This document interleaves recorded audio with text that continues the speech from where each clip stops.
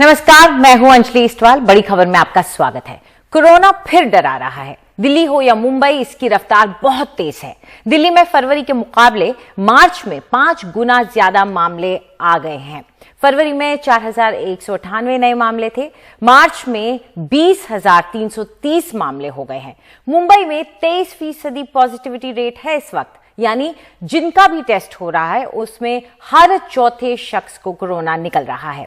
आज दिल्ली में 992 नए मामले सामने आ गए और 4 लोगों की मौत हुई, जबकि मुंबई में 4,758 नए मामले आए और 10 लोगों की मौत हो गई है।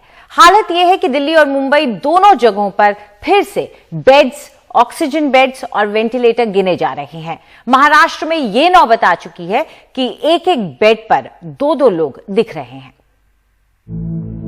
एक बेड पर 2-2 मरीज, ये नागपुर का सरकारी मेडिकल कॉलेज है। गंभीर मरीज यहाँ लाए जाते हैं। मरीजों की संख्या बढ़ी तो उन्हें लौटाने की जगह किसी भी तरह यहाँ भर्ती किया गया। महाराष्ट्र में सबसे ज्यादा एक्टिव कोविड केसेस में नागपुर तीसरे नंबर पर है।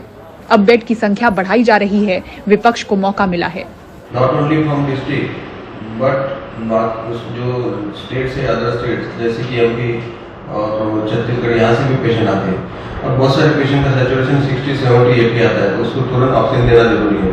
और जैसे एट ए टाइम ज़्यादा पेशेंट आते हैं तो उनको तुरंत ऑक्सीजन मिलना जरूरी है और ऑक्सीजन मिलने के बाद उसके पेपर बनेंगे, डायग्नोसिस होगा, उसके बाद वो कोविड वार्ड में जाएगा या नॉन कोविड सारी वार्ड में जाएगा या आईसीयू में जाएगा। तो उसके लिए कुछ वेटिंग पीरियड रहता है, तो वेटिंग में पेशेंट बाहर बैठने के बजाय उसको तुरंत ऑक्सीजन ट्रीटमेंट मिलना और उसकी सीवियरिटी कम करना, ये सबसे प्राथमिकता हमारी है। इसलिए हम सब पेशेंट को तुरंत ऑक्सीजन की ट्रीटमेंट देने के लिए चालू करते हैं। नागपुर में बेड नहीं है। कल मेडिकल में 4 लोगों की मृत्यु केवल बेड नहीं मिलने की वजह से हुई है और सरकार पूरी तरह से कुंभकर्ण नींद में सोई हुई है। एक बेड पर 3-3 मरीज और जमीन पर यूं पड़े मरीज की ये तस्वीर औरंगाबाद जिले की है। राज्य में सबसे ज्यादा एक्टिव मामलों में ये जिला 6ठे नंबर पर आता है। महाराष्ट्र में वर्तमान में 3,75,000 कोविड बेड हैं, जिनमें से 1,07,000 भर चुके हैं, बाकी तेजी से भर रहे हैं। 60,349 ऑक्सीजन बेड में 12,701 भर चुकी हैं। 9,030 वेंटिलेटर्स में से 1,881 भर चुके हैं। पुणे, मुंबई, नागपुर, ठाणे, नासिक, औरंगाबाद सबसे प्रभावित जिले हैं। सबसे ज्यादा एक्टिव मामलों में दूसरे नंबर पर मुंबई शहर है। 48 दिनों में शहर ने 85,000 कोविड मामले रिपोर्ट किए। कोविड बेड तेजी से भर रहे हैं। हाल में कॉन्ट्रैक्ट पर काम कर रहे कई स्टाफ को कोविड केस कम होने के दौरान हटाया गया था। अब फिर रफ्तार से भर्ती हो रही है।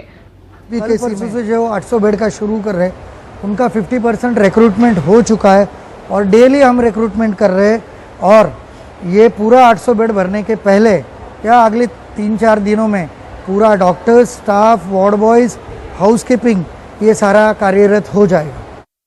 बीएमसी कमिश्नर इकबाल चहल वैक्सीन की पहली डोज ले चुके हैं। संदेश है, बढ़ते मामलों के बीच मुंबईकर जल्द टीका लगवाएं। शहर में रोजाना 45,000 लोगों को टीका लग रहा है। टारगेट एक दिन में 1 लाख का है। नागपुर से विनय शुक्ला के साथ मुंबई से पूजा भारद्वाज की रिपोर्ट, एनडीटीवी इंडिया के लिए। दिल्ली में भी लगातार ऊपर जाता कोरोना का ग्राफ अब चिंता बढ़ा रहा है।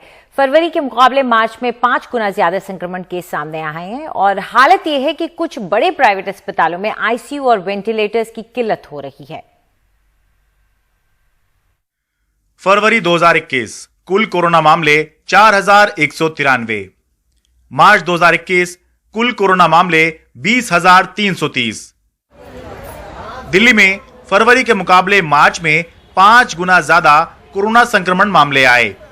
सोमवार को 22 दिसंबर के बाद पहली बार एक्टिव मामले 8,000 के पार पहुंच गए।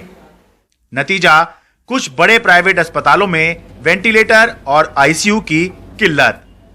Indraprastha Apollo hospital, Max Shalimar Bagh, Fortis hospital Okhla, Vasant Kunj और शालीमार बाग और वेंकटेश्वर हॉस्पिटल में एक भी आईसीयू बेड खाली नहीं है।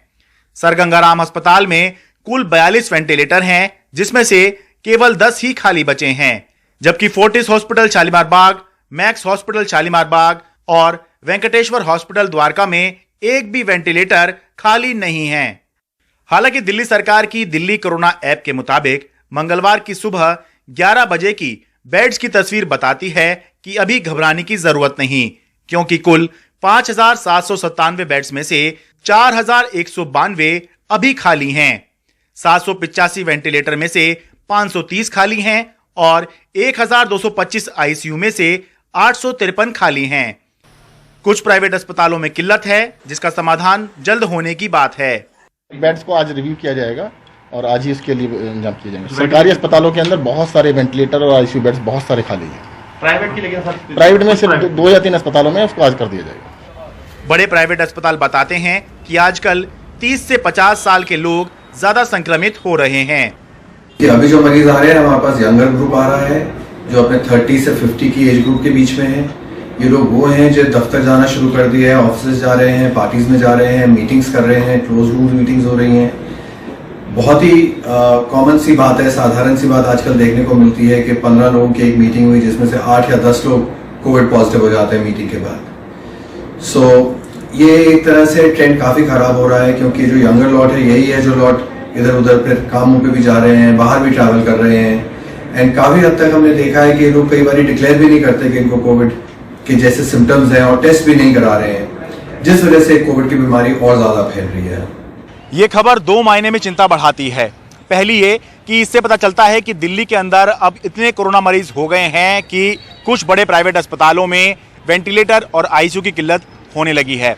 और दूसरी ये कि अब जब सरकार वेंटिलेटर और आईसीयू बेड्स बढ़ाने के लिए कदम उठाएगी तो हो सकता है कि गैर कोरोना मरीजों को समस्या हो, जैसा कि पहले भी देखा गया है, क्योंकि संसाधन सीमित होते हैं, समय के हिसाब से प्राथमिकताएं तय की जाती हैं। दिल्ली से मैं शरद शर्मा, एनडीटीवी इंडिया। सरकार की सलाह है कि लोग टीका लगवाने के साथ साथ सामाजिक दूरी का ख्याल रखें।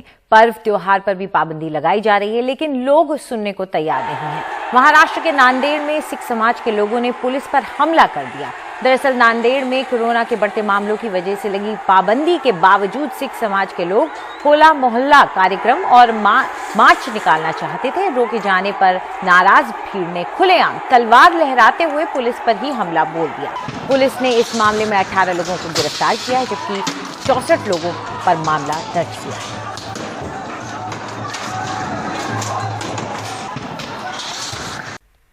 आपका बैंक अब आपके ऑटो पेमेंट को नकार सकते हैं। 1 अप्रैल से कार्ड या प्री पेमेंट के दूसरे जरियों से होने वाले ऐसे सभी ऑटो पेमेंट्स के लिए अतिरिक्त ऑथेंटिफिकेशन की जरूरत पड़ेगी।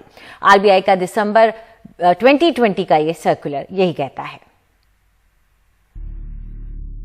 अगर आपने बिल पेमेंट या लाइव स्ट्रीमिंग या किसी और चीज के पेमेंट के लिए पहले से इंस्ट्रक्शन दे रखे हैं तो 1 अप्रैल से उन्हें डिक्लाइन किया जा सकता है। आरबीआई की नई गाइडलाइन लागू हो रही है। स्ट्रीमिंग सर्विसेज सुविधा के लिए होती है और ऑटो पेमेंट ना होने से प्रक्रिया में एक और परत जुड़ जाती है। जब तक मुद्दा सुलझता नहीं, मैं अपनी यूपीआई को लिंक करके देखूंगा। बैंकों ने अब ग्राहकों को नोटिस भेजना शुरू किया है कि वो लेन देन सीधे पूरा करें और समय रहते किसी सर्विस में रुकावट के बारे में उनको सूचित करें। दिसंबर 2020 में आए आरबीआई के सर्कुलर के मुताबिक कार्ड और प्रीपेड पेमेंट माध्यमों के जरिए किए जाने वाले सभी बार बार होने वाले लेन देन पर अब एक अतिरिक्त ऑथेंटिकेशन की जरूरत पड़ेगी।